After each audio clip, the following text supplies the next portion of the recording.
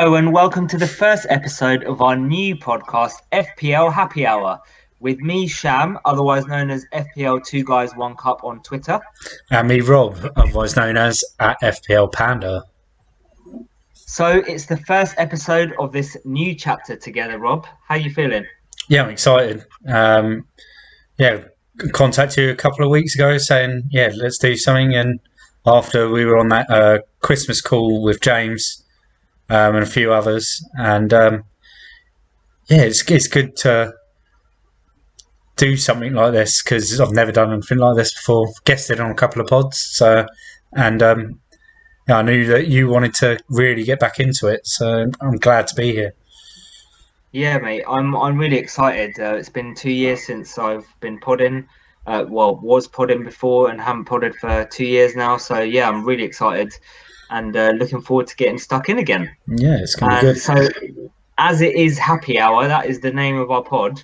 Have you got your drink in hand? I have. Yeah, you say that with so much excitement. I've got my cider. Oh, lovely. What flavour? Was it mixed fruit, mate? Oh, mixed fruit. At least it's not strawberry and lime. Yeah, I don't mind that. Not bad. Well, cheers, mate. Ching ching. Cheers, ching. So, I guess the first thing to do is we'll go through our teams, how we did last week, and a bit about how our players did and what your thoughts were on the team overall. So, do you want to start off with yours first? Yeah, let's have a look. So here we go. Just double checking it's definitely my team, not your one. It was the week of the postponements again. I thought you were going to say the week of the potato salad man. we'll come to him. But yeah, I mean, it wasn't so much postponements. It was, for me, it was McCarthy and Adams were the big ones missing. And then Loughton, which was the postponement. But my original three substitutes that came on. So I had Johnston that came on for McCarthy. I had Bednarek come in for Loughton, which, I mean, I was sitting there all weekend after Soufal's clean sheet for West Ham on Friday night. And I sat there for 3 days praying to the FPL gods for something special on Monday night from Bednarek. And it happened. And he got a bonus point as well. So 7 points for Bednarek. And then Che Adams, after his karate kick to the head, was out with concussion. And so, you're the newly crowned potato salad king. Thomas Souček came in for him with 11 points, giving me 66 points and a nice green arrow to go with it. Really happy. Fernandez, probably lucky to get the return there after the dodgy penalty. And then, I mean, Kane, I put the captaincy on Kane. Like, when I did my wild card a couple of weeks ago, it was either going to be Son or Kane that I had in the team, and it was always going to be one of them two that was my captain this week. And I'm so glad that, I mean, they both returned. I'd have preferred if only Kane returned, but yeah, I'm glad that I got it right, and my instinct was good, and he brought the returns against Leeds, and then the rest. Robertson with the disappointing night for Liverpool. He picked up a yellow card as well. Diaz with the gutting, was it like 92nd minute goal by Chelsea to wipe out his clean sheet. Bowen, who is like my little gamble on the wild card. I'm still not sure whether he'll still be there in 19. He just got a clean sheet point. Then Rafinha and Bamford had like 2 or 3 great chances as well against Spurs, and it just wasn't his day. All in all, I'm happy it was a green arrow. You can't begrudge a green arrow in this game, or this season especially. How many points did you score? 66. Not bad. Yeah, it was 55 up until the Che Adams to Souček auto sub. So yeah, it went from red arrow to green arrow with that one sub. Yeah, it was good. How did you get on? Well, I brought in Dallas and Stones, and I took out Mitchell and I can't remember who I took out, but Mitchell and I can't remember. But yeah, I brought in Dallas and Stones, and started off so. I had Rafinha initially as starting instead of Souček, and I just had a feeling. And I was like, you know what, I'm going to kick myself again because I had Souček subbed last week. I'm going to kick myself if he returns. So I just said, okay, let's just do it. And, Tottenham were playing Leeds, and I thought, okay, that could be a bit dodgy. Let's just start Souček. Started him and then was delighted to get his 11 points. I did bench Kafal, but 11 points with Souček. Started on the Friday, the first night. And then in the evening game, United and Villa, I had Fernandez, who delivered me 10 points. Grealish scored me 7 points. And then I had Martinez scored me 3. And I was like, right, this is really good. I went from like 1.7 million to 1.2 million, and I was delighted. And then come Saturday, Son and Kane just destroyed me. Not having them, I went for, I don't know what God knows rank, just shooted straight down in the rankings without having them. My 30-odd score at like Friday evening was like looking crap at this point. I had Vardy cap on Sunday, and I went into that game thinking that they would score. Leicester would score 3 or 4 goals, and they just didn't deliver. Really disappointed in Vardy, and then the 92nd minute clean sheet wipeout for Stones, which was really disappointing. And I had two Man City defenders in my fan team as well. So that was really annoying, especially when I was watching the game. And you know how you watch on streaming, I was like a minute behind, and then I hadn't got to the Chelsea goal. So 3-0, 91st minute in my eyes. And then my mate Shez, who I did the podcast with, texted me going, yes, Man City clean sheet wipeout. And I was like, oh, fuck off. And then the goal went in. So that was fucking annoying. Yeah, I think I had the same feelings with Diaz. Yeah, that goal right at the end was just horrible. And then you had Mitchell as well. Well, you didn't have Mitchell. So I took out Mitchell. So that was annoying. So I took out Mitchell as one of my subs. One of my transfers for Dallas and Stones. So that was really annoying. And and then coming into Monday's game, Robertson and Salah, I thought I'd get at least maybe 10 to 15 points between them, and they scored me like 3. So that was really annoying. So yeah, scored 51 for the week, and again went down again. I think I'm like 1.8 million now or something like that, which is a really shocking season and disappointing for me.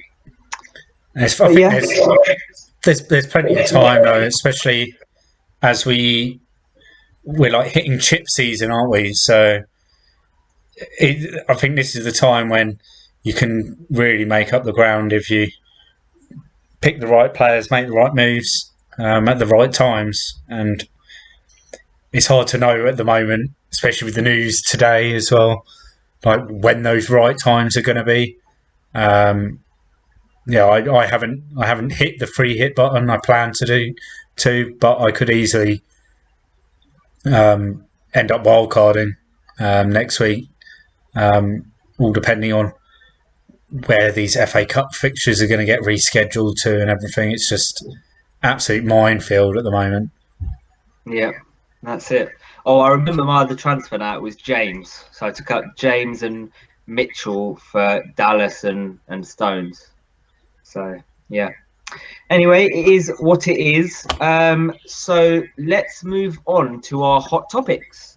So we've chosen 4 hot topics for this week. Ones that we thought that would be good to talk about, but also we put it out on Twitter, and a few people have got some questions on this, and we thought with the emergence of Arsenal winning 4-0 this weekend, that they've got a good fixture against Palace for the free hit.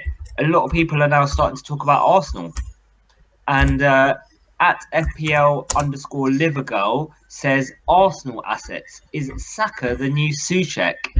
And could ESM be a good long-term investment? Now, 1 second there, Livergirl. There is only one potato salad man. So while Saka is a very good asset, he's no Souček. Let me tell you that much. And he's not 6'7". No, exactly. But he could be another asset to have on top of Souček, but not instead of. We'll talk a bit about Arsenal and what our plans are for Arsenal assets. Rob, what are your thoughts? Do you want to crack on? So yeah, I mean, you kind of want to look at comparing. I mean, a lot of people, it's the free hit that a lot of people got in mind, and want to compare sort of the players that you are thinking about, and you don't know whether player A or player B. So, like I thought of Tierney and Holding, and I've actually included Leno in that as well, because I think against Palace they've got a good chance of keeping a clean sheet. They can keep their concentration up. I think there was times when they could have been punished last week against West Brom. I mean, for the attacking returns, you'd want to go Tierney, but for that little bit of value, if you want to give yourself a bit of extra money to spend in midfield or up front, then I'll probably go Holding or even Leno. Leno, it's like ridiculous price. And that's mainly because of how badly they were at the beginning of the season. He just dropped and dropped and dropped and dropped. And now, he's one of the keepers that I think will probably be in. I'll probably scrap having one of the defenders, and I'll bring Leno in because it then frees up plenty of other opportunities elsewhere. Do you not think there's upside on Tierney over Leno though?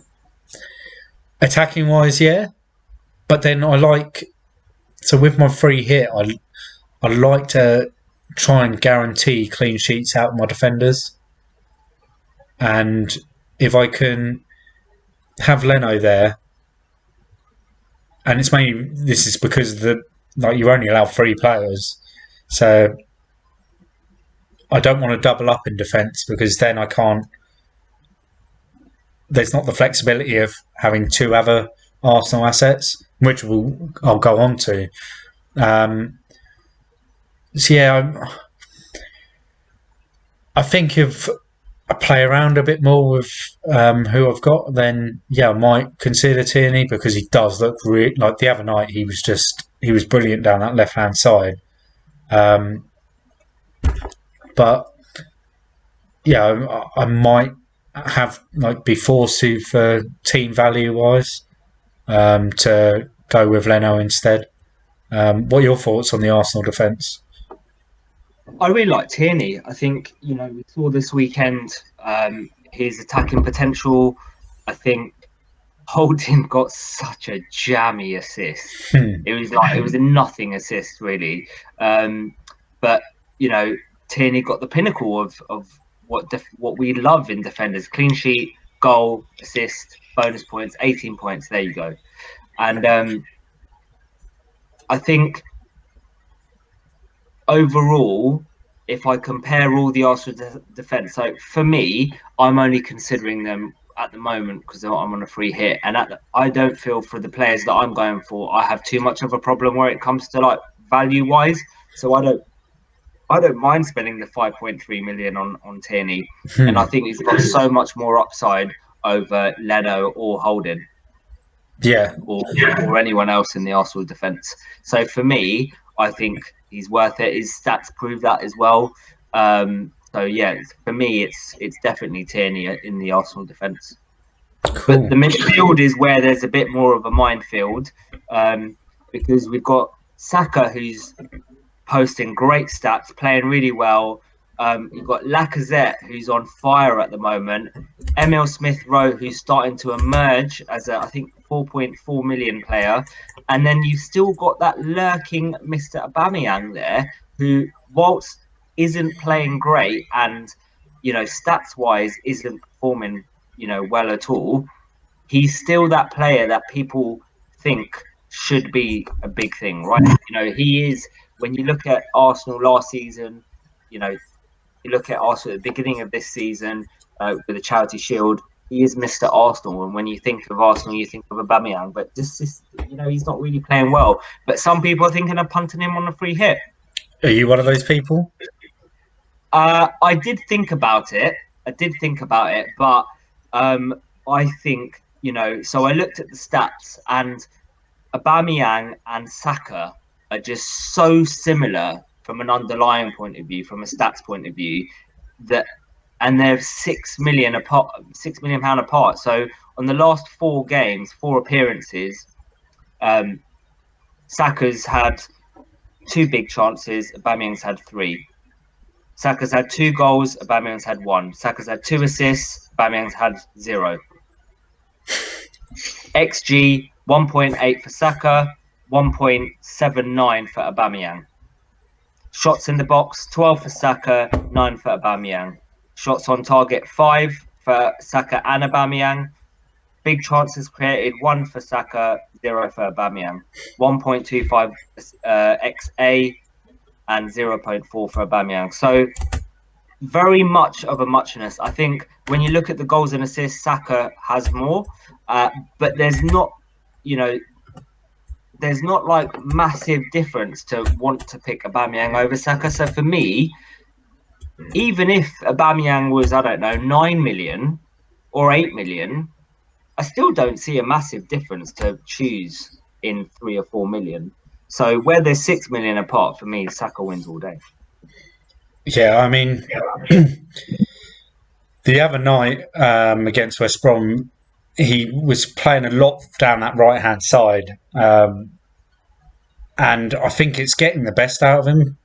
He reminds me of Sterling, sort of like 6, 7 years ago when he Yeah. first broke in Liverpool, like just running at defenders, cutting inside, cutting outside.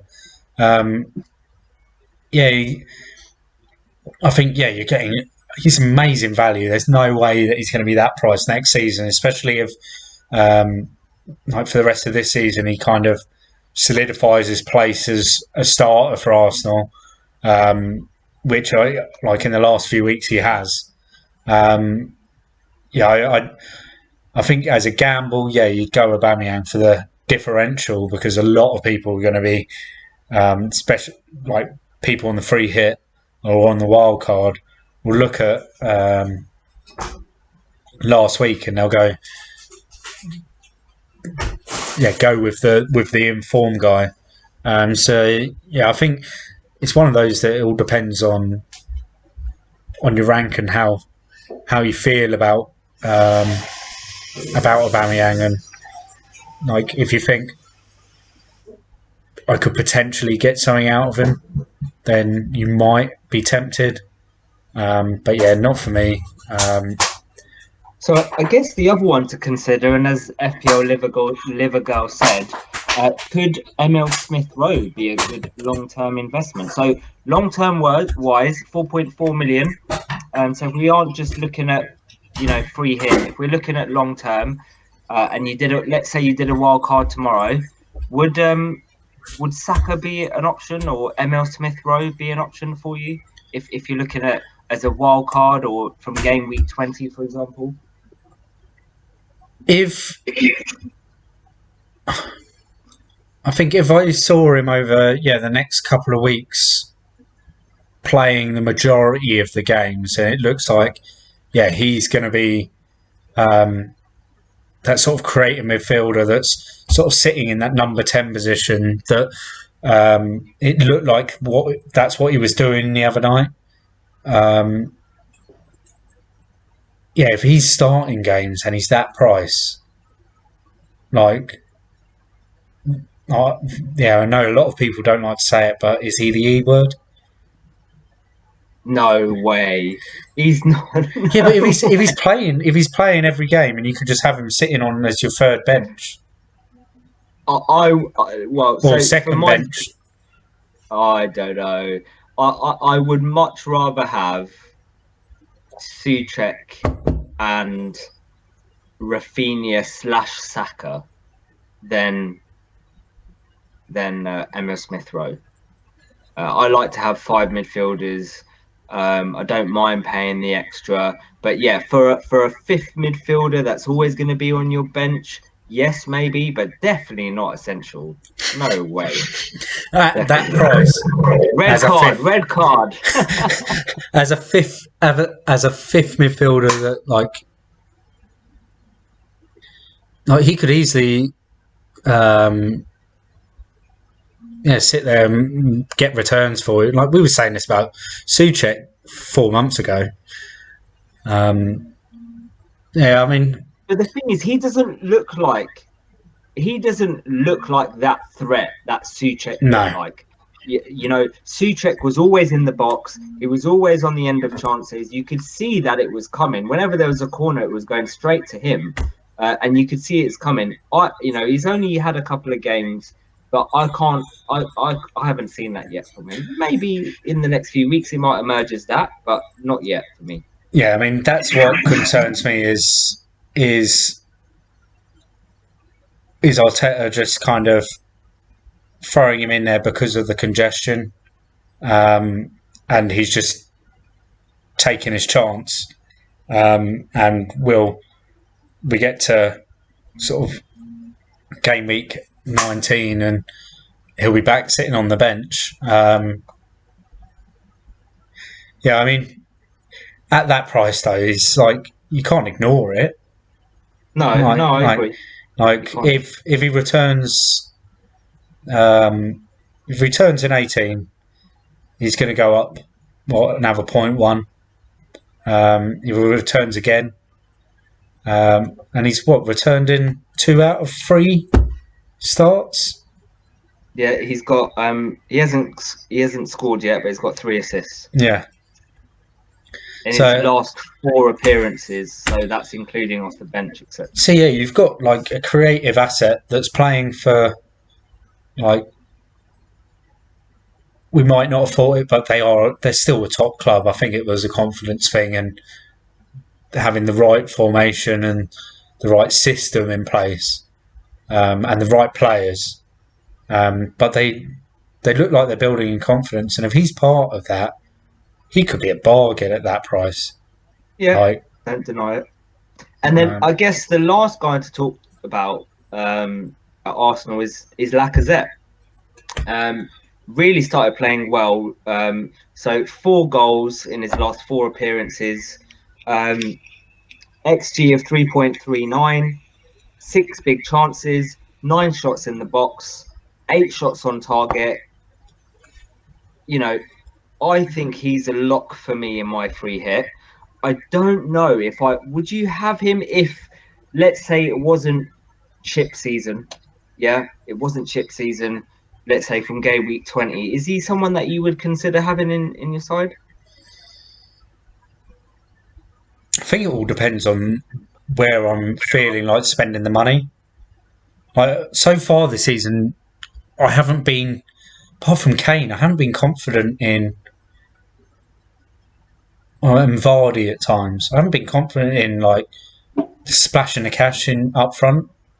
Was he like 8 million, 8.5, something like that? Yeah. So I think he's one of those players that I'll bring in at certain times. He might like hokey cokey here and there, and sort of maybe even as like a rotation with Vardy and someone else. Like, I mean, my main concentration at the moment moving forward is a certain Man City striker that we haven't really seen in the league for a year. So,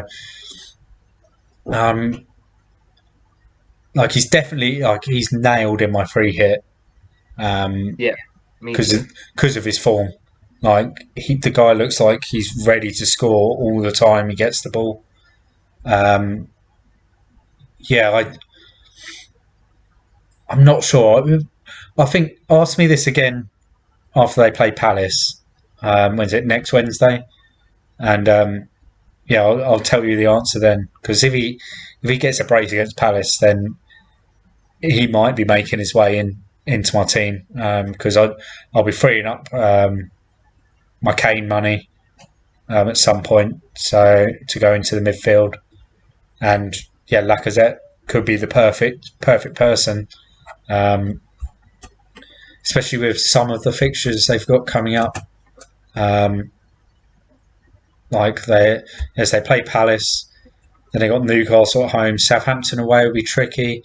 Then they've got United and Wolves and Villa, but then they've got Leeds at home, which, like the way Arsenal play and Leeds play, that's going to be a great game. Yeah. And like that's, I think, sort of after those 5 or 6 next game weeks, I might look at bringing Lacazette, and I like that Leeds game. He could be a captaincy option, maybe as a differential. Um, in when's that game week 24? Um, yeah, it's tricky. Like, I mean, that same week you've got United playing West Brom, so you've got Fernandez as going to be massive. Yeah. But yeah, I'd probably have him in for that Leeds game, because Arsenal, that would suit Arsenal playing against Leeds. Like, just I the game. can't see many free hit sides not tripling up this weekend. No, I mean, Palace have had their moments this season where they've played well, but I'd be confident enough in gambling on Arsenal this week that like they're in form. They're really good against West Brom. They look like they're scoring goals again. Yeah,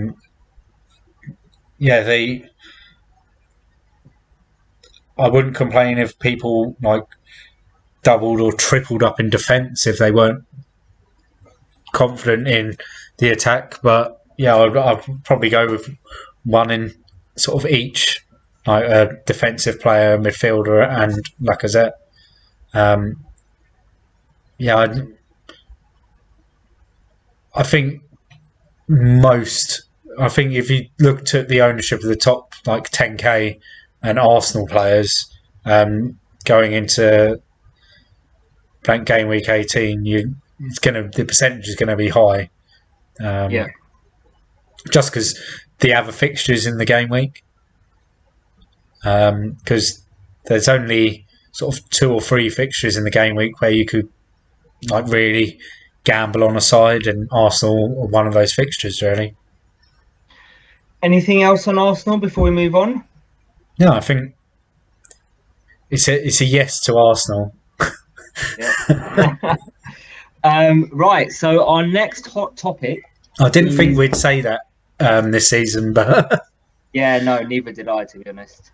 Our next hot topic is Manchester City. So last week, the community were talking about KDB out, and let's get rid of KDB, and he's not worth it, and he's only scored 1 goal from open play. And this week he's all the rage. So is he worth picking for the great fixtures coming up, or not? What do you think, Rob? I think you'd be stupid not even when he was out of form. Like, I'd take a out of form KDB over their next 4 game weeks, 5 game weeks over anyone. Yeah, so their next game weeks they've got Brighton at home. They've got Palace and Villa in the double in 19. They got West Brom away in 20. They got Sheffield United at home in 21. They got Burnley away in 22. It's a But no-brainer. you say that. You captain him every week. Yeah, you would, and you do say that, and I take your point, and I do agree with you. However, I think it was probably, what was it, 9 game weeks ago or 8 game weeks ago, maybe a bit longer than that, where they had a good stretch of like 4 or 5 game weeks, didn't they? And everyone brought in, well, I certainly did bring in Man City players, and they didn't really perform over that time. I think he had 1 game week where he played really well, but over the course of it, they struggled to break down these players. So, sorry, these teams. So, is it a case of go with the defense and go with your Salahs, your Fernandez, your Sons, your Kanes, etc., but just go double City defense, or do you not have, do you sacrifice one of them and bring in KDB? Because it is a big sacrifice that you do need to make to bring him in. Well, especially if you want to keep hold of your Salahs and your Brunos. Like, if you want to go with those three, you're going to have to sacrifice elsewhere. But I think, yeah, it's gold dust, isn't it? Really. Like we mentioned a few minutes ago about Lacazette, and like with City, yeah, I think my Kane, because I think Kane will be leaving my team at some point in the next couple of game weeks. Might even be by 19. He might go at 19, and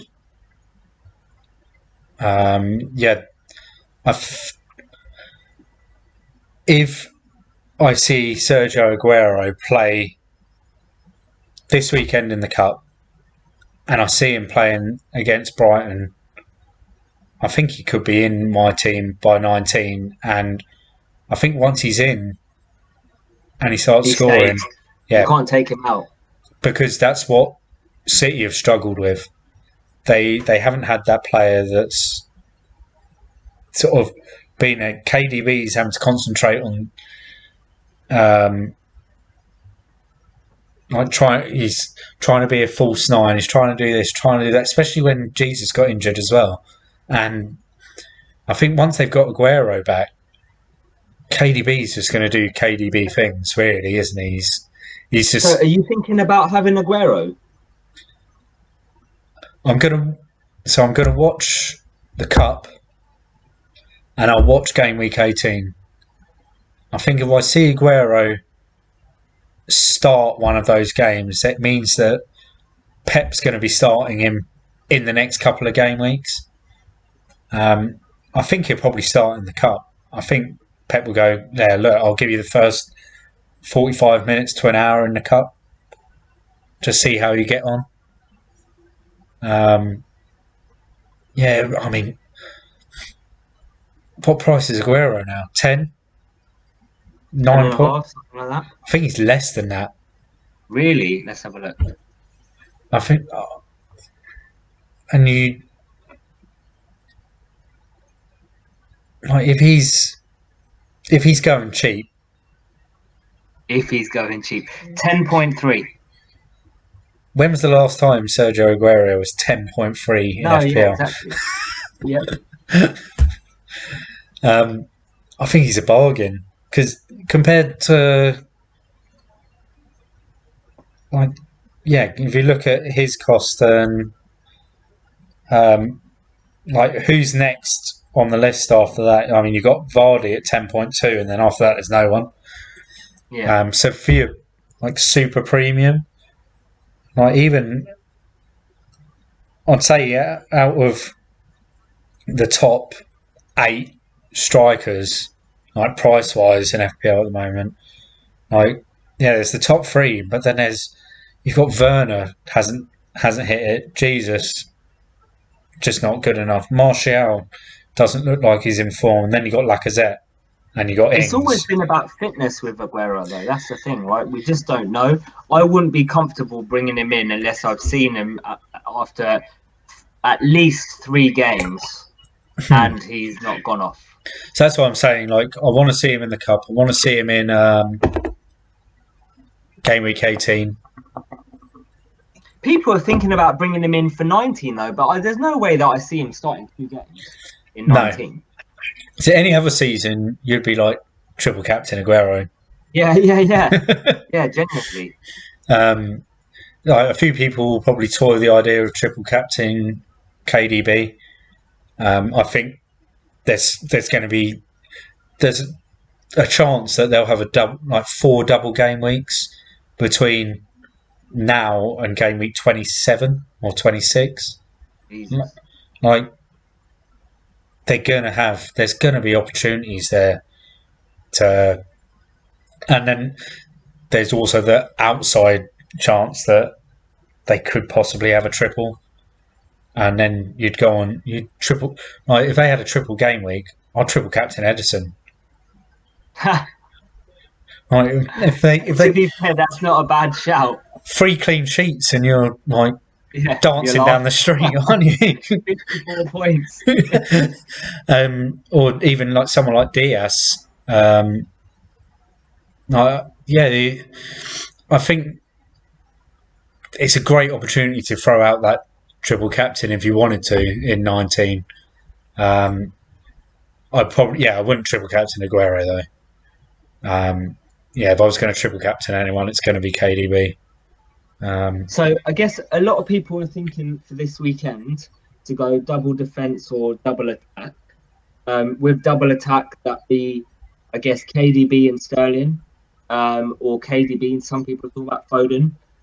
What's your thoughts on? Are you thinking double attack or double defense?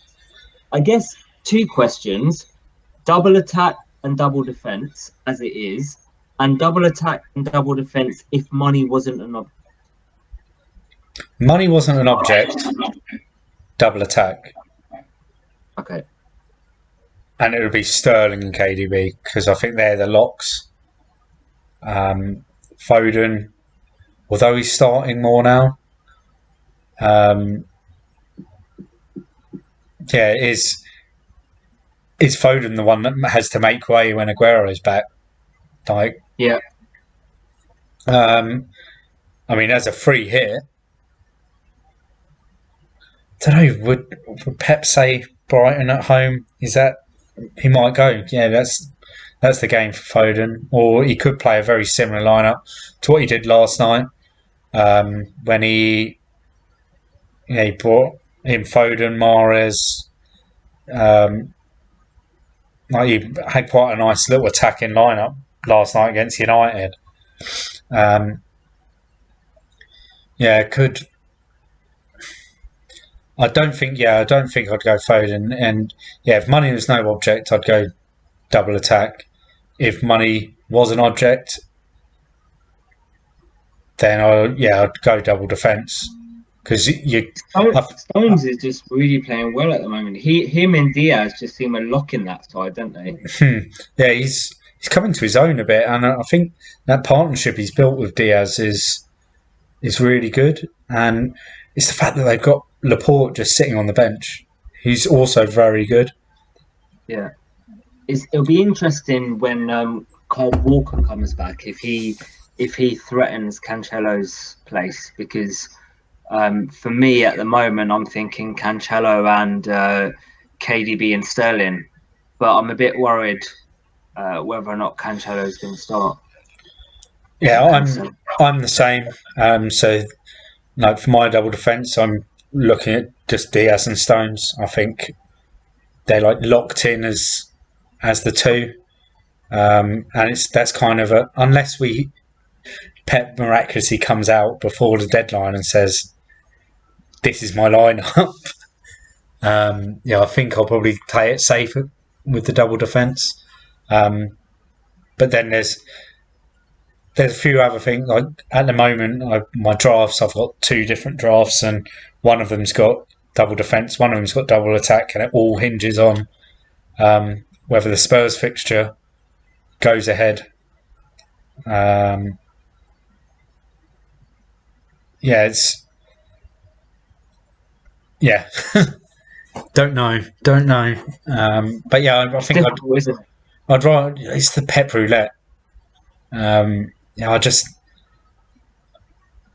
on a little run of green arrows, and I'm not up for losing going to a big red arrow because I've played pep roulette and I've. You're unlikely playing free hit and a bench boost in 18 and 19, or potential bench boost and free hit in 89 to face a red arrow. But it could happen.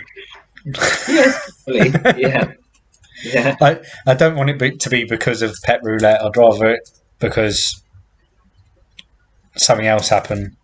I think. Anything else on City? No, I mean, like if you had like money was no object for you, who would you go with City? I'm thinking KDB and Sterling. So I've looked at the stats, and Sterling and KDB have very similar stats. XG both, so KDB's 2.09, Sterling's 1.82. KDB's had 4 big chances, Sterling 3. Both had 7 shots in the box, and this was a really surprising stat for me. So KDB's had 16 shots in the last 4 weeks versus Sterling's 8.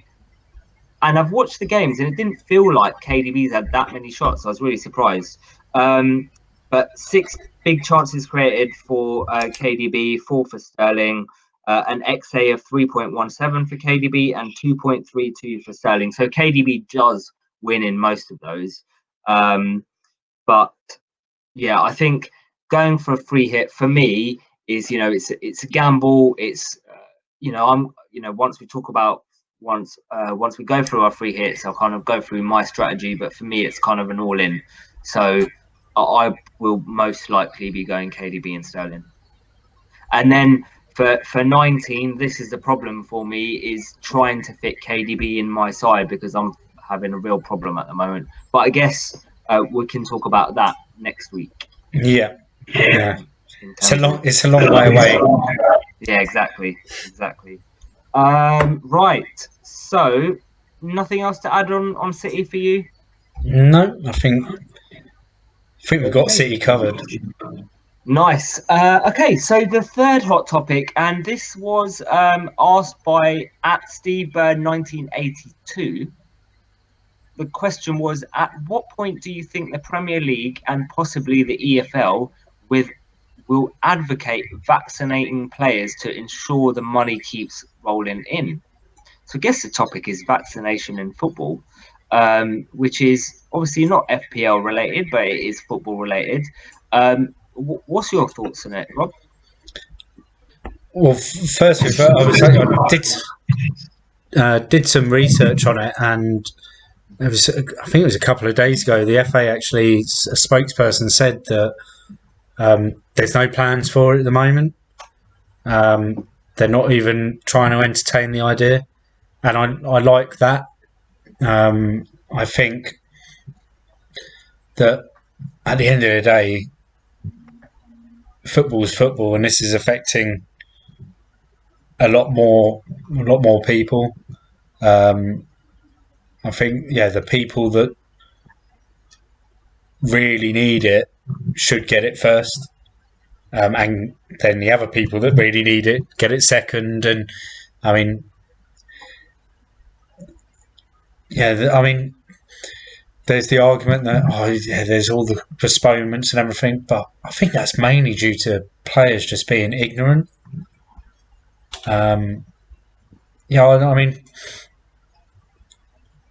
We'd love for games to be guaranteed to be on every week because players have all been vaccinated. But at the end of the day, like, there's millions of other people out there that need it more than they do. And if they were just more sensible and not having New Year's Eve parties and having 15 of them in round a house for Christmas, we wouldn't have this problem, really, would we? Yeah, what do you think? I don't have an opinion on it either way, to be honest. I do agree with you that I think the people that should get it first, second, third, etc., etc. I guess an argument is I heard this when I was listening to Talk Sport actually, is what if everyone is supposed to get it the way that they are supposed to get it, but with footballers, they pay for it privately and get it done privately, but not instead of the people that are supposed to be getting it. So the people that are supposed to be getting it through the NHS, etc., they follow the way that they're supposed to be doing it, so they're not missing out, and there's no kind of, I guess, favoritism for footballers. But what if the Premiership were to pay separately for footballers for it to be done so that they could play? I get that argument. And the reason why they were saying it is they were saying, well, not necessarily for the benefit of the footballers and the benefit of the money rolling, etc., although it would benefit that, but the benefit of the people watching it and mental health. So, football for us as big football fans is kind of keeping us sane, keeping us going. Like during the lockdown and when football was off for like 2-3 months, I found it really difficult not watching football when it's something that you watch all the time, other than obviously during the summer. We're used to not watching for that period of time, for that 6 weeks or whatever when the Premiership's finished. But I find it really tough. And actually, there's an argument there that is having football on helping those with mental health keep sane. The counter argument to that would be, well, what about every other sport? And what about the the Championship, League One, League Two? At what level do you turn around and say, actually, your level is not worthy of getting this, or your level doesn't need to get it, or your level is not going to help anyone by you getting it? Because essentially, if that's the argument that you're doing, you need to draw a line somewhere, right? So that's where the argument comes. And then do the Premier League have to pay for all of them as well? And would the Premier League be happy paying for all of them? So that's kind of the different arguments that that were thrown out there to counterbalance what you were saying. I don't know what you think on that. Yeah, I mean, I can understand it. Like, so, I mean, when people at the moment, everyone's like, oh, let's we need a circuit breaker. Yeah, That's the phrase that's going around at the moment. And I mean, other than there won't be a circuit breaker, it will be that's it. That's like this season's not finishing because UEFA aren't going to move the Euros. So we either void the season or we start again in August, September time and avoid, like, not have next season, which I don't think that's an option for the Premier League. And other than all that, I think, yeah, the reason why football's still allowed to go on is a the the feel good factor.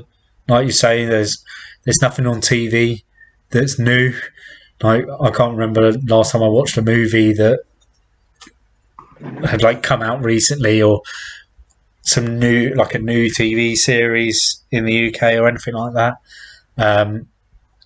Football's the closest thing to sort of up to date, day to day entertainment that for a lot of people. So yeah, you got that mental health side of it.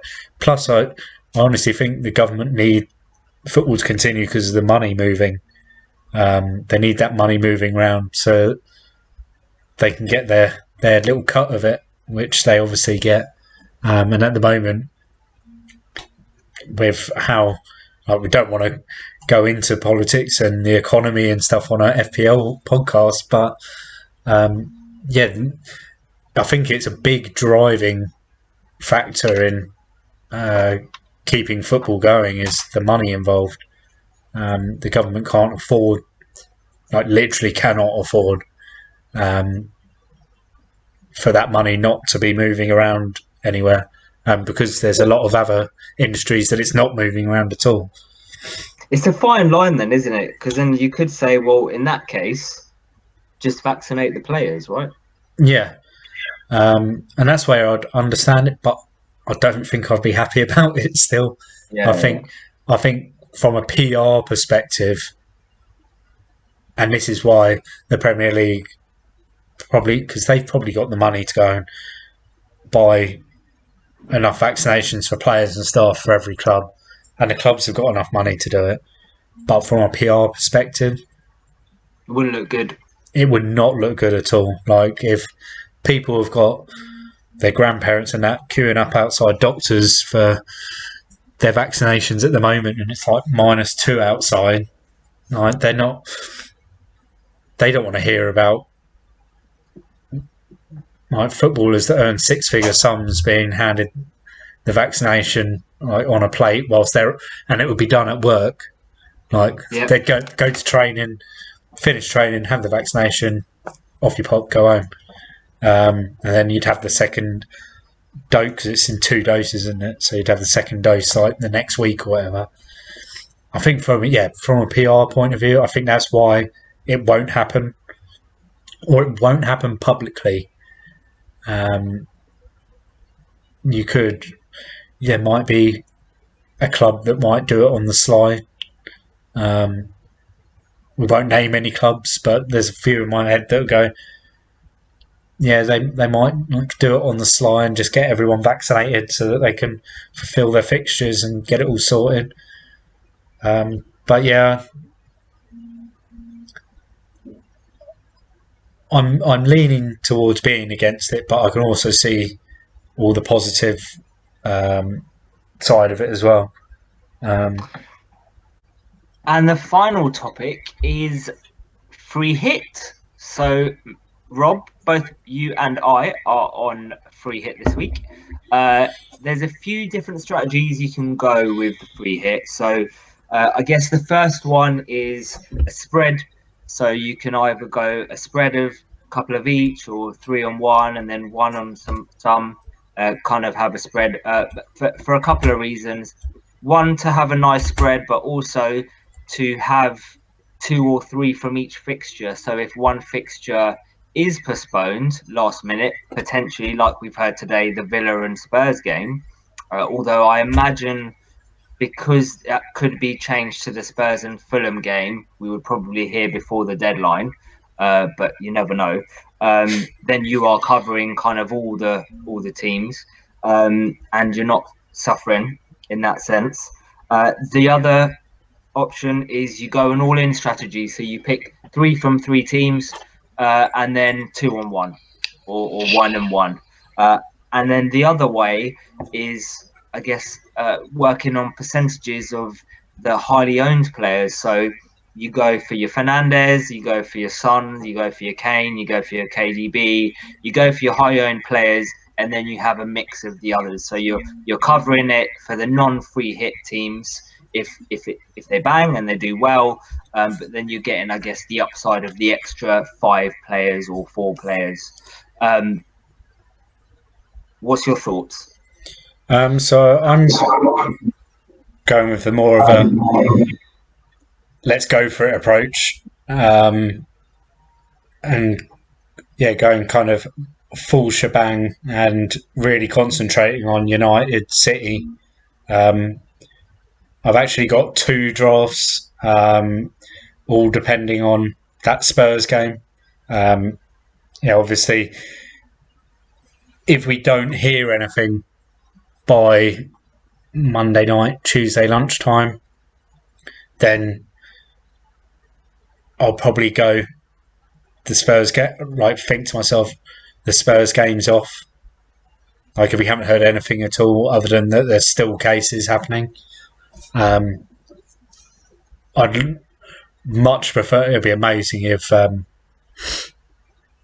Fulham game gets moved into 18. I think then Spurs become like a potential triple up.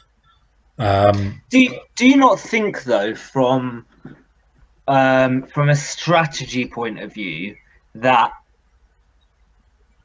having the Spurs game called off is actually good for free hitters.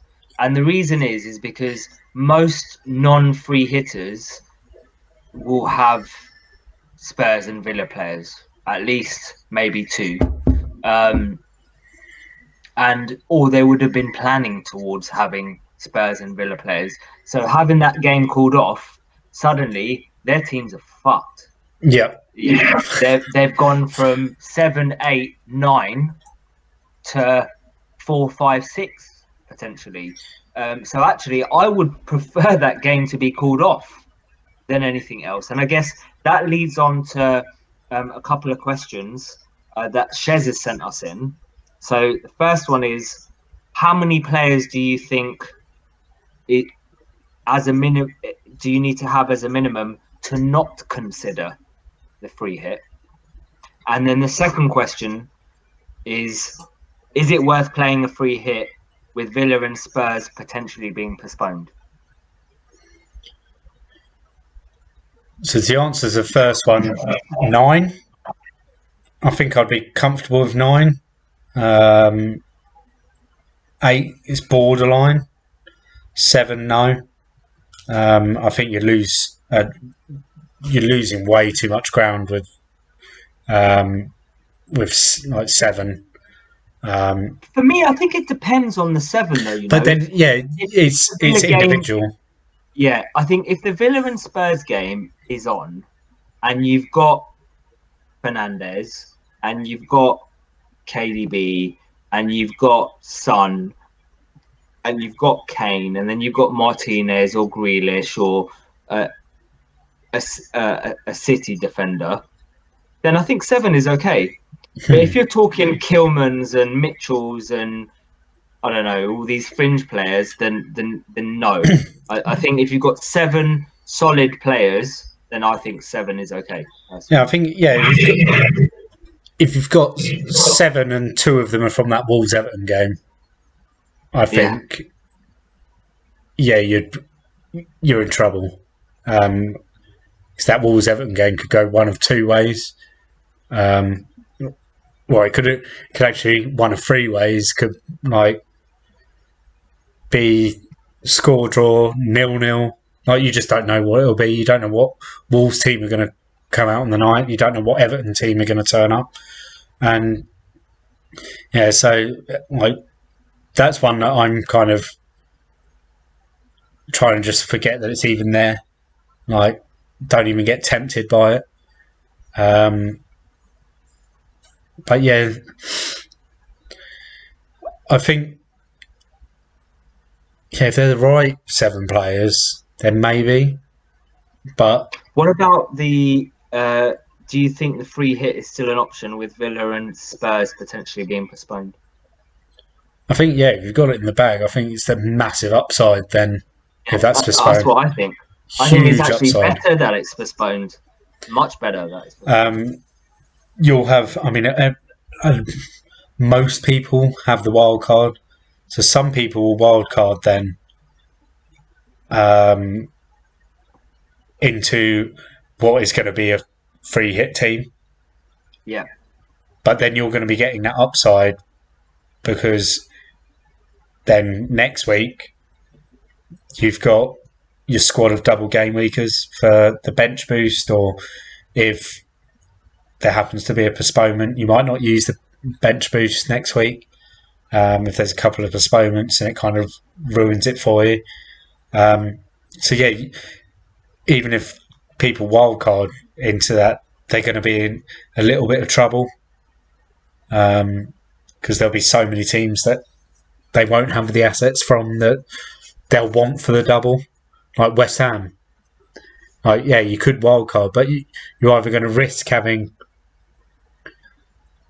2 or 3 West Ham players on your bench, and if there is a late cancellation of a game, you've got no bench players, or you're going to be taking hits to bring some West Ham assets in because their fixtures in the double are really tasty. So the upside of the free hits there. So you said you're thinking kind of to go for it. what's your team looking like so far? So I'll quickly go through like the one that's without Spurs. Okay. So if I haven't heard any news, I'll just quickly run through it because it was something I kind of just whizzed through before we started this evening, and it was De Gea in goal, then Wan-Bissaka, Tierney, Diaz, Yedlin, Fernandez, Saka, Sterling, De Bruyne, Zaha, and Lacazette, and then a bench of Ramsdale, Ampadu, Silva, and Brewster. But then the team I'm hoping to put out at the moment, like this first or second draft, is De Gea in goal, Stones, Diaz, and then Fernandez from Newcastle. Then Smith Rowe, Fernandez, Saka, Rashford, De Bruyne, Lacazette, and Kane, with Ramsdale, Ampadu, Yedlin, and Brewster on the bench. So mine, I'm going 3 City, 3 Arsenal, 3 United, 2 Newcastle. So at the moment, it's looking like Darlow, Shaw, Cancelo, and Tierney, Rashford, Sterling, KDB, Bruno, Saka, Lacazette, and Wilson. That's what I'm looking like at the moment. But Wilson could become Cavani, and I could have Bruno for Son. It depends what's going on. I'm not sure whether or not to have Bruno in at the moment. But yeah, that's that. I'm not too confident about having Wilson, but then I'm not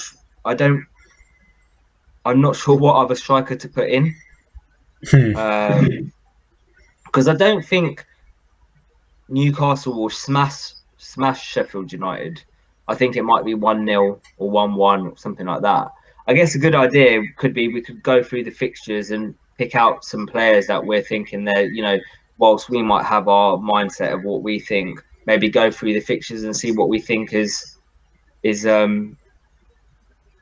what result might be.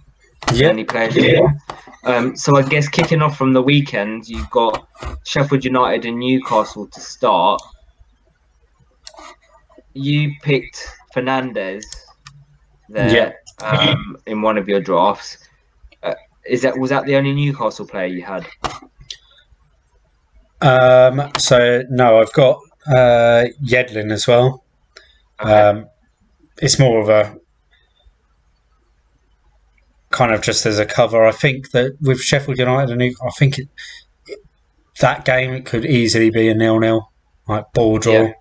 Like Newcastle without Saint Maximin struggling to score. And then Sheffield United have just been horrendous recently anyway, and they just don't look like scoring ever. So I thought, yeah, and they're all cheap. So like they're nice, easy people to have on the bench. I still wanted to keep a playing bench, just in case. Whereas normally with the free hit, you'd maybe have like one playing player, and then you'd scroll right down the list and pick the cheapest 2 players available, just to give you the money available. But I still, even though you're free hitting this year, I think you need to, have some playing players on the bench, because if there is that last minute cancellation, like you could potentially have, because you're only concentrating from 2 or 3 games, you have one cancellation, you could have 3 players go. Yeah. I'm not confident enough to have double Newcastle defence in that game, which is why I just picked Darlow. So I guess if we go on to the and I'm guessing no Sheffield United assets there that we're interested in. No, like I said, I just went with the really cheap players from them. So just for the bench, right? Yeah, Ampadu, Brewster, because yeah, they're they're both ridiculously cheap, but they play. And then we've got Burnley United. So, you're a United fan. What's your thoughts on that? Do you think it's going to be a smashing or? I'd like to say we'll keep a clean sheet, but I never know with our defence. Burnley will sit back, and if we can get an early goal, then it could be like 4-5, and I'd like to see us come out in the same way that we did against Leeds a few weeks ago, where we, from the very first seconds, we were just in their faces and at them. If we do that, we'll get an early goal, and then the floodgates can open. So assets here, I think this suits a Rashford. Yeah. To me, this is screaming Rashford, and it's difficult to go without Bruno. With his away, it's like the away king, isn't he? I had Shaw in my draft. What's your thoughts on Shaw? I think this is the sort of game he might bring Tellez in, especially if he decides to start Cavani. I think he brings Tellez in because of those sort of like those crosses from deep that he plays, and if Cavani's attacking the near post, he's perfect. We haven't seen Shaw really do that. He likes to make those sort of runs towards the byline rather than crossing early. So yeah, I think it all depends. I think if he starts Cavani, he also starts Tellez. This is the interesting thing, right? So I want to keep an eye on, because actually I'm quite interested in Martial. His stats are very similar to Rashford. So from a stats point of view, Rashford's got a 2.73 XG in the last 4 appearances. Martial's 2.94. Rashford 4 big chances. Martial 5 big chances. 9 shots each on target for both of them. I think Martial has got as much chance of scoring as Rashford in this game from a stats point of view. When we look at underlying stats, but he seems to be more of a provider recently. So Martial's got 4 assists and only 2 goals, whereas Rashford's got 4 goals but no assists. Yeah, depends. It's difficult. I think I'll see who starts in. If Martial starts in the cup, then I would assume Cavani will probably start, because that would be 3 games in a row, wouldn't it? Although I wouldn't be surprised if Cavani starts in the cup, he also starts. I don't think Cavani can start in the cup, right? Because no, he can't start in the cup. Yeah. So, I think Martial will start in the cup. In which case, Cavani probably starts against Burnley.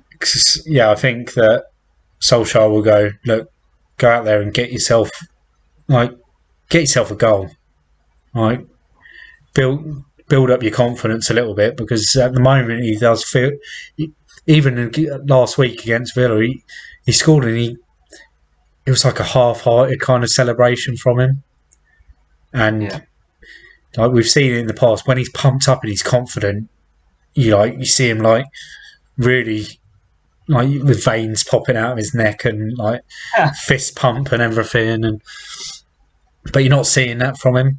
And if he can build that confidence up, I think then we see the best of him, because he's a top player. He's very confident player.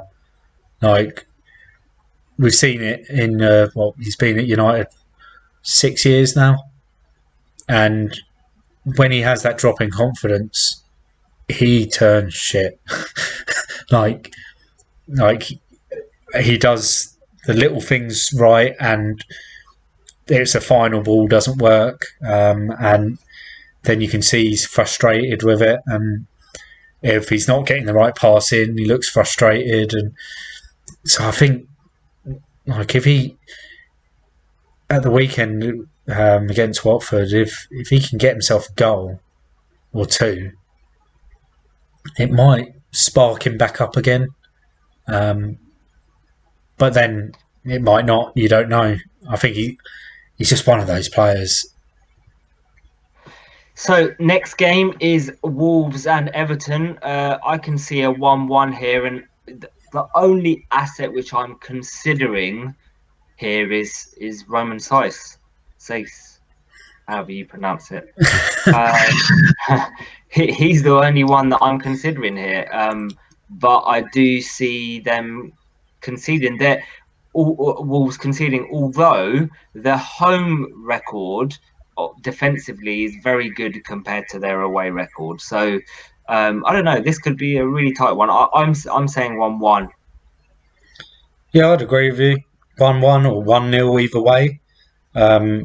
Yeah, Wolves. Their only threat in the last 2 or 3 weeks has been Roman Saiss. They've really struggled since Jimenez got injured. I wouldn't be surprised if by game week 20 they've got another striker in, because Fabio Silva's just not.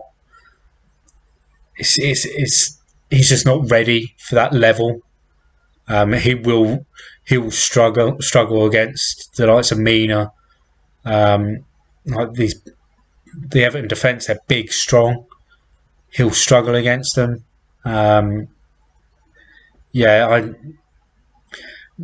If I was picking someone from Wolves, it would be Roman Saiss. Like, you can't really. Are you considering anyone else to start? Not really. I think No. like if Jimenez was fit, you'd go Traore. Like because he's been getting some joy, but that final ball is no one to finish it off. But yeah, I mean, other than Roman Saiss, there's no one really. And then All right, we'll swiftly move on to the next game then, I guess. So the next game is City and Brighton. No City assets for you, right? No. Triple City, of course. I guess the question, as we spoke about earlier, is double defense or double attack. So, as I said, personally, for me, I'm going Sterling and KDB with Cancelo most likely in defense. I think other people can consider Foden, Diaz, Stones. I don't think any of them are bad options. For me, I would say Diaz, Stones, Cancelo, Foden, Sterling, KDB. Pick any of them three. I would say those are good options. I think it's picking any of them three, but also being comfortable that one of them could easily be benched. Yeah, exactly. But then any of them could come on and, apart from the defensive players, like more attacking players, any of them could come on and with 20 minutes to go and get a couple of returns even. So is Mahrez an option here? I don't know. You're talking to someone that brought Mahrez in after the Burnley hat-trick.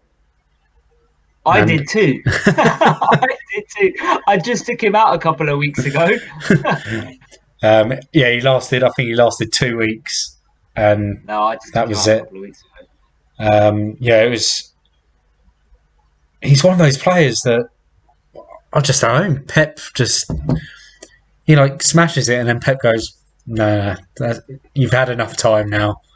Let the other boys play." It's a weird one. Anyone from Brighton here?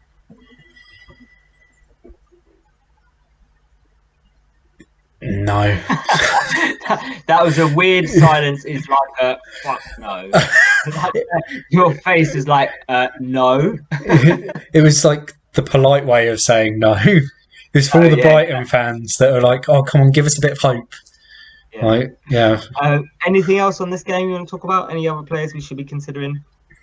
No, I think we've covered a lot of City, haven't we? So All right. So the next game on the proviso that the game goes ahead is Villa and Spurs. So let's talk on the basis that this game is going ahead.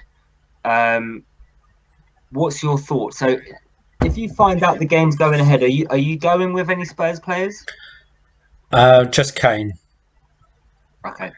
Because I think Any Villa? no Villa. It was mainly to do with value.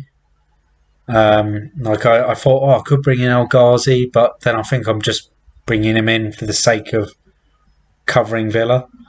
No, I think I'll just go with Kane. Like,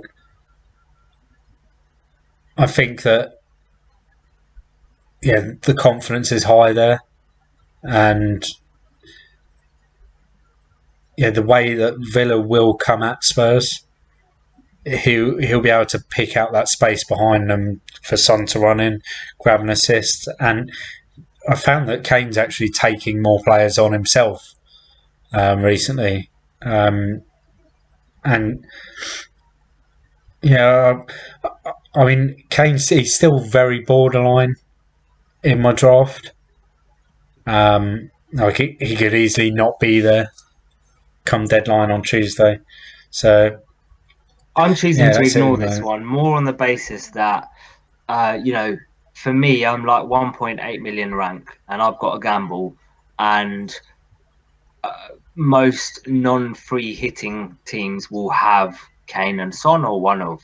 And I, with the other fixtures, for me, I've just got to gamble and go, right, let's just try and, if I discount that game, just pick from everywhere else and hope that they blank. That game could easily be 0-0 or 1-1, and it could be 1-1 and Kane scores or Son scores, and happy days for those owners. But I think there's more upside. If Spurs were playing West Brom, for example, or Leeds, for example, or a side that there's a lot of attacking potential for them, then I probably would choose the Spurs player. But Villa are playing really well recently, and that's not to say that Son and Kane can't go off in any game, because they can. But Villa are playing well, so I think this is 1-1. Yeah. I'm not considering any Villa players just for the same reason, not from a value point, not from an ownership point, but I just don't think. I just don't think, for example, the only player that I would be considering would maybe be El Ghazi or Grealish. But actually, I prefer Saka over either of them. Yeah, that was exactly the same thoughts I had. Like when I was having a little play around with the draft, I just didn't feel I needed to put them in there. I felt like I was putting them in there just for the sake of it. Whereas I felt a lot more comfortable putting in someone like Saka, who I feel like I'm getting the right value for him. He's playing well, and he's got the good fixture to go with it. So, I agree with you completely there. Okay, and the final fixture, talking of Saka, is Arsenal and Palace.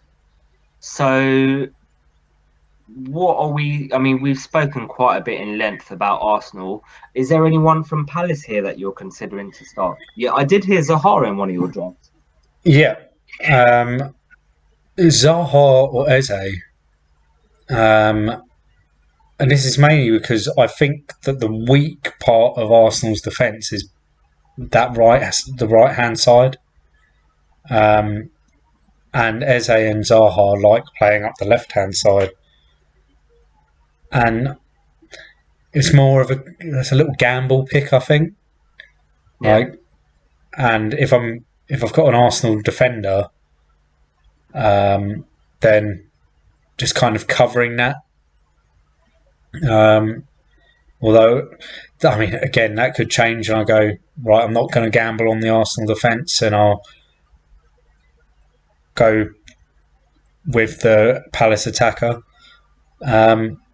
I think like all season, and we know how good Zaha is. Like, there's a lot of the top end clubs. Like, I don't think he's a top 4 player, but he's like a top 6 or 7 player. and Eze, I think he wants to prove himself, and he's not had that like run of starting every game since he signed. I think Hodgson's like managed him quite well, but when he came on, and it was like only a few minutes after the other day, and I mean it was poor defending by Sheffield United, but he just looked like he wanted to show himself off, and I think he'll try and do that again against Arsenal. So yeah, I think if I was going for a Palace asset, it'd be one of those two as like a little gamble.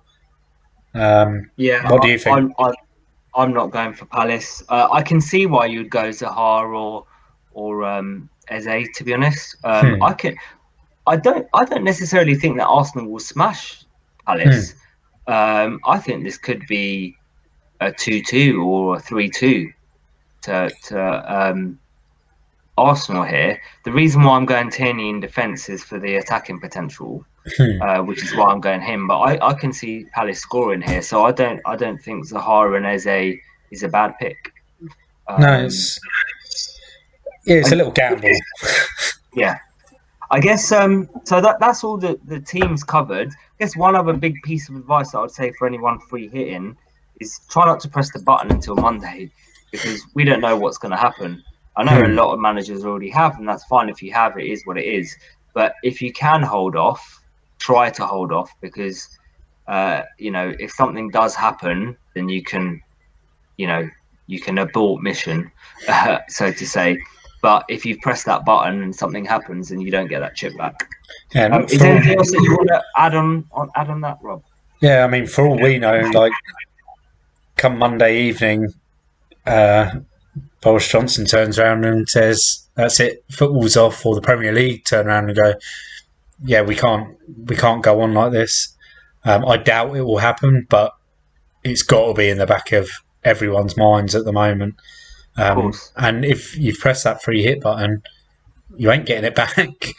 Yeah. They set the precedent for that last year with people playing their triple captains on City players for their double that just never happened, and people just lost the chip.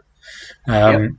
So yeah, if you haven't pressed that free hit button, don't do it until like that last opportunity. So if you're working on Tuesday and you're going to do it Monday, you were planning on finalising your team Monday evening because it is a mid-afternoon deadline, then yeah, get it. Press the button on Monday night, but otherwise, yeah, wait until the last minute. Yeah, tinker away, but don't do it. Don't do it to yourself. You'll lose it, and you might need it. Later, exactly. Anything else on free hits? No, I think we've covered it. Yeah. I know that we've got something planned to try and get us going On with the Monday pod. night, Yep. which we'll talk about at the end of the pod. I'll let you guys into a little secret. Right, so that is our 4 hot topics covered. We've been sent a few questions, so we'll answer these questions before we end the pod. So, Rob, the first question is from Karthik Rao, which is who to have from Villa and Spurs on a free hit. We have just kind of covered this, haven't we? Yeah, I mean we have covered it. That's is if the Villa and Spurs game goes ahead. But I guess from us, it's if you want to gamble, go no one in in the game. If you want to play, I guess conservative, then you go Kane and Son or one of, and then if you want a little cheeky differential, then El Ghazi, Yep. Yep. pretty much. Agreed. The next question is from FPL Glasto. Why are you starting a pod? Obvious but great opening gambit. I'll let you answer that one. So basically, Christmas Eve, James from Planet FPL held a little meet up on Zoom for some of his patrons, and sort of chatting away. And then Sham said, I'd love to get back podding and just need someone. So I kind of gave it. I think it was it that evening? That was in the morning, and then it was that evening I messaged you, didn't I? And I said, I've been thinking about it all day, and I'll regret it if I don't do it. So yeah, let's do it. I mean, personally, it was something I've been interested in. I've guested on a few, and I thought, yeah, let's being part of something brand new rather than being a guest would be quite fun. And yeah, I've learned all about how to do this in the last few days, which has been fun. You're in charge of all the editing, mate, not me. This is for when it sounds shit. From my point of view, obviously, I had a podcast 2 years ago called FPL Two Guys One Cup podcast with Shez, and we ran it for 10, 12 episodes, and it went really good. Loved it. Getting lots of great feedback, and then I had some stuff going on in my personal life, so I had to stop it for a while. When I was ready to start up again, Shez got busy with work and was unable to start on again. And I've kind of been waiting for a couple of years to find the right person to start up podding again. And then when Rob messaged me, I was like, yeah, let's do it. Because, cheers. Because I was like, yeah, let's do it. And I think it's something that, I'm really looking forward to. So, I think that pretty much answers that. Okay, so next question is from @FPL Are Robbo and Trent offering value for their price with the emergence of players such as Cresswell, Tierney, KWP, etc., offering comparable value at 2 to 2.5 million cheaper, along with the City defenders, of course? Yeah, they're not value-wise. You're not getting that from them. Not this season. No, like in past seasons, they've been. I mean, it's only 4 or 5 months ago we were sitting there thinking that Trent was going to be 8.5 or something ridiculous when they announced the prices, and we would have bought them. And I think I like using some people's predicted prices. I did a couple of drafts, and I was working around having Trent and Robbo in there with Salah, and then trying to fit people around that. But yeah, now I'm just I think I'm done with them until because you always had that. If they don't give you a attacking return, you've got the clean sheet to fall back on. Always with them, they always kept a clean sheet. And with Van Dijk out, with Matip having injuries, Gomez as well, they just haven't had that pairing at the back that's given that solidity to guarantee the clean sheets. And then they just haven't looked as potent in attack either. Trent, the drop-off has been massive. Robertson has still produced the performances, and I think it's more the form of the forwards that's affected Robertson, because he's sticking the ball in dangerous places. There's just no one there to get it, or if they do get it, it's not going in the right place. I think for me, FPL generally is about preempting return, right? So we're trying to predict who's going to return, and then we buy those players that we think are going to do that. And generally, you're buying players that are showing the statistics to, or from your own eyes that they are going to be performing soon, and you need to bring them in. But I feel like with Robbo and Trent, and the way I don't think it's just them. I think it's the way that Liverpool are playing, and they're not playing with much confidence. They're not playing as much, Salah's off form. That they haven't got that final killer touch at the moment. Something's not right, and I want to see them be the old Liverpool before I go back. I mean, I'm on Robbo at the moment, but there's every likelihood that I'll be coming off next week to try and bring in KDB. So yeah, for me, I don't think they're offering as much value, which is why I'm looking at shifting it around. Yeah, I think So, like Matt named a few options that just show that little bit of extra value that you're not getting. There's like I think I'll probably double up in City defence permanently yeah, me too. in the next couple of weeks because they look solid at the back, and you like Cancelo, as we said earlier. Stones is great value.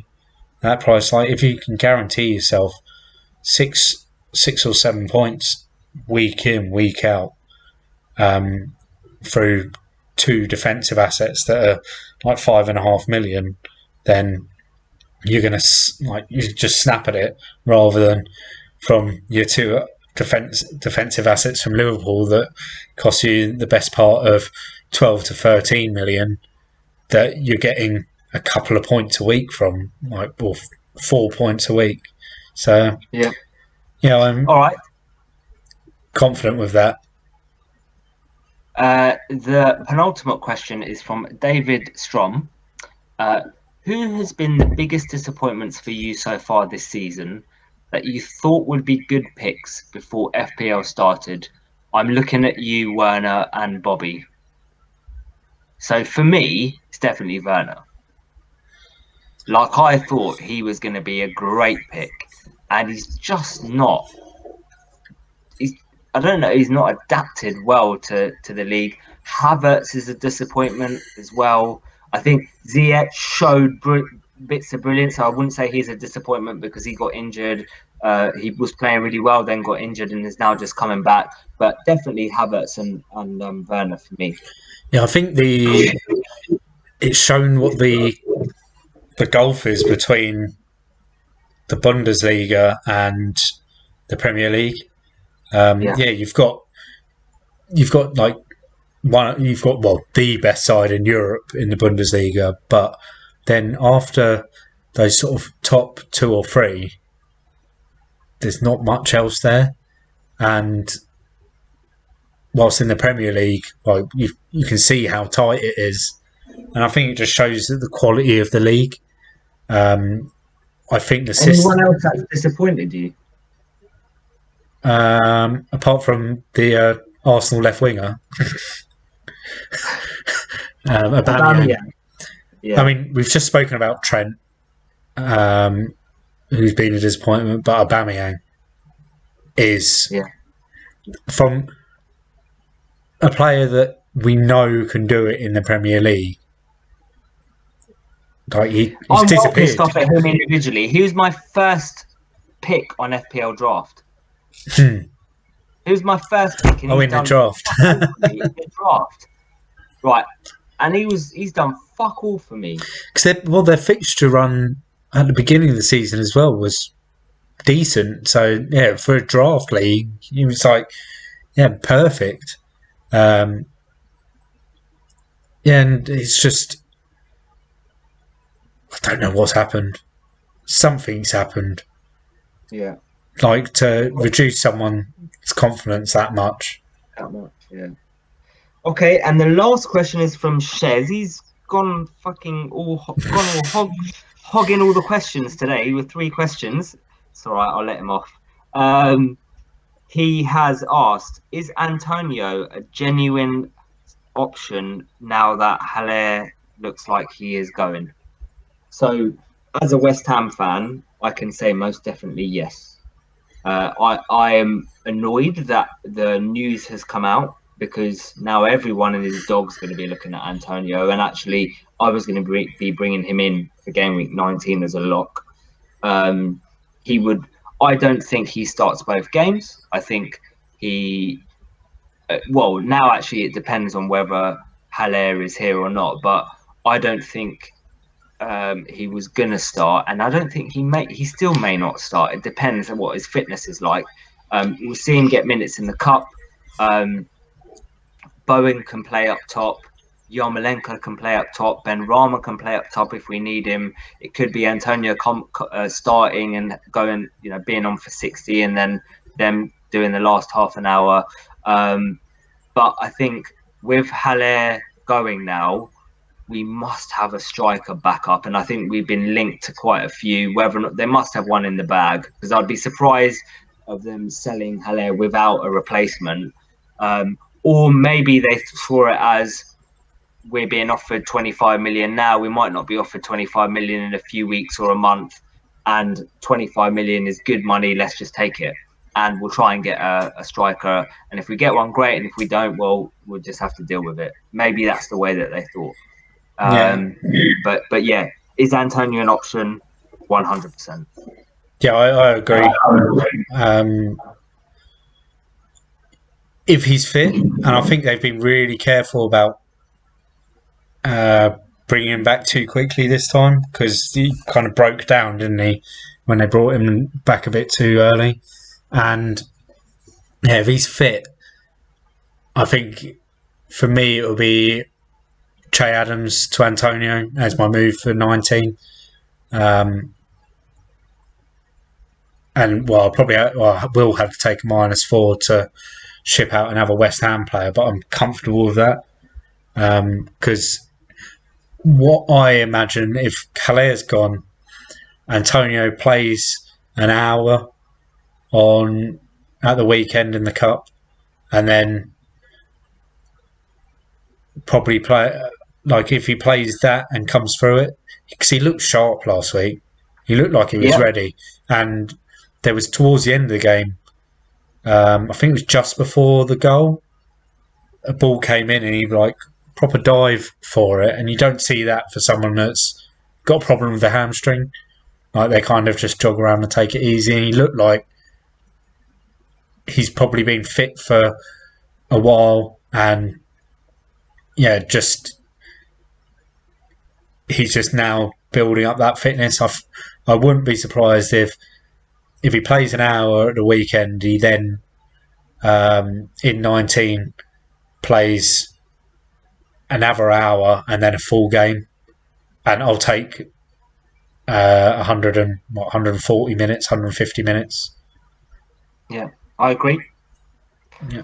Okay, well, as they say, that is a wrap. All our questions covered. Have you got anything else to add, Rob? No, it's been good to get started. I hope we haven't bored anyone. They get fun. Yeah. We'll get better. This is our first episode, so we will get better. Yeah, we promise. Like, yeah, come find us if it doesn't. Yeah. Nothing else from you, Rob? No, I believe you've got some news about Monday. Yeah, so I did say earlier on, we are planning on doing something special on Monday, or like a surprise. It's not that much of a surprise, but it's something new that we're hoping to do. So as we're a new channel, we want to do lots of different things. So on Monday at 9 o'clock, at half time during the West Ham game, we're going to be doing a live YouTube stream before game week 18 kicks off, and kind of go through our finalized drafts or edited drafts, or where we are at with free hit. And we'd love to answer some of your questions as well. So, please come in and join us on our live stream. You can see us doing our free hit drafts. We'll talk a bit about what they look like at that point, the FA Cup weekend, if there's been anything interesting news, what's happening with the Villa and Spurs game. I believe the round 4 and 5 draw for the FA Cup is going to be happening around 9:45, 10 o'clock, something like that. Yeah, so is it after the game? yeah, it should be straight after the West Ham game, I believe. So then we'll be able to talk about that, what that means for impending coming up fixtures. We'll be keeping Ben Crillin's Twitter on our refresh button, F5 constantly. And then as soon as we hear any news, we will talk to you about it live. So we'd love for you to join us. Thanks for tuning in. We are a new pod, so any feedback is really important to us. You can find us on Twitter at FPL_Happy Hour. If you're listening if you're watching on YouTube, you can also find us on podcasts. So we're going to be on Spotify and a number of other main podcasts. If you're listening to this and you would like to see our pretty faces, you can find us on YouTube, where we have recorded this video on YouTube also, and you will find us for the live stream on Monday. Please like, subscribe, share, retweet, all that lovely jazz. We're a new podcast, as I said, so we'd love to get people knowing about us, and that's the best way, is word of mouth. So unless there's anything else from you, Rob. Well, apart from, I think we do need to just say a quick thank you to Chris, or otherwise known as FPL Captain, for those that are watching the YouTube video, the amazing graphics that he's done for us for the videos, and he also helped us with the music that you heard at the start and that you'll be hearing again shortly. Yes, thank you, Chris. So until then, have a great weekend, stay safe, and good night. Yep. Cheers, everyone. See you later. Cheers.